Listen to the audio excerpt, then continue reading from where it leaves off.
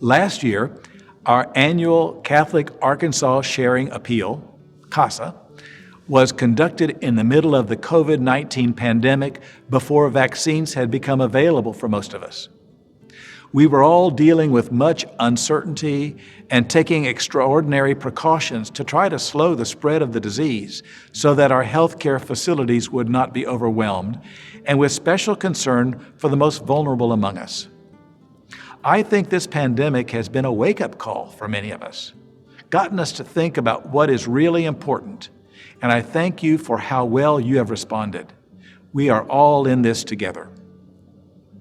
This year, I come to you in the middle of the Synod on Synodality, a worldwide 2-year process called for by Pope Francis, a special time of journeying together and listening to each other.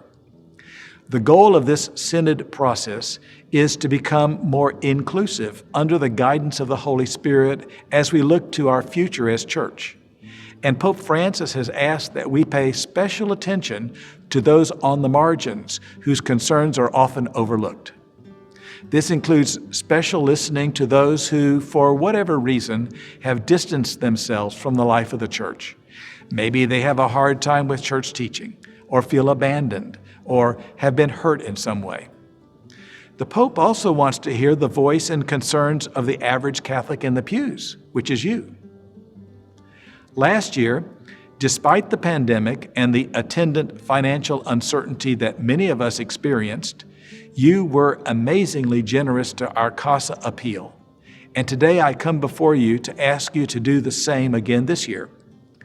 CASA funds the operations of the diocese that support our journeying together, including the offices that support ministry that occurs in your parish, plus services and programs that go beyond what any parish could ever do on its own. For instance, last year we ordained 5 new priests and currently have 40 men in training for the permanent diaconate who will be ordained this June, and 22 men studying for the priesthood. In previous years, I've given you a long list of offices and services that are funded each year through CASA. There has been no change in that list, which you can also find in this week's issue of the Arkansas Catholic, so in the interest of brevity, I will not repeat that list now. But I will point out that many of the most frequent diocesan-wide areas of concern surfacing in our Synod consultations thus far are being addressed to some degree by ministries funded by CASA, including Hispanic ministry and ministry to youth and young adults. Instead, I will just ask you to be generous with your tithe, giving 10% back to the Lord. Our rule of thumb is 1% of your annual income to CASA, 5% to your local parish, and 4% to other charities, for instance, Catholic schools or Catholic charities. I trust that everyone will give to CASA in this special year of the Synod if you possibly can.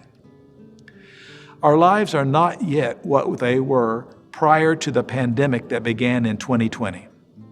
Let us all pray that life will soon return to normal. I think we're on the right track, but we still have a way to go in our journey together. Thank you so much for your faithfulness and for your generosity.